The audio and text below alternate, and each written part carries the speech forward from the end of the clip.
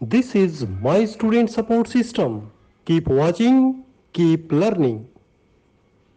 Two types of disinfection. Disinfection is classified into three types: concurrent disinfection, terminal disinfection, and prophylactic disinfection. What is concurrent disinfection? Concurrent disinfection is defined as disinfection of the infectious material as soon as it is discharged from the body of an infected person or after spoiling of an article with such infectious discharges. In other words, we can say that pathogenic agent is destroyed as soon as it is released from the body, and in this way further spread of this pathogenic agent is stopped.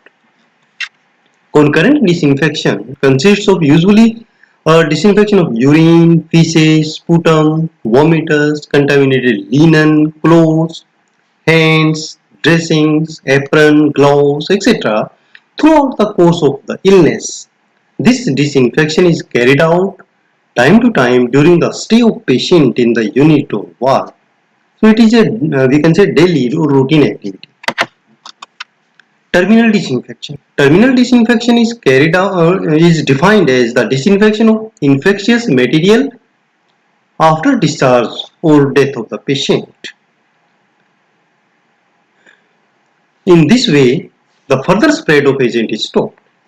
Terminal disinfection includes disinfection of instruments, furniture, bedding or room using formaldehyde gas after patient uh, leaves the unit.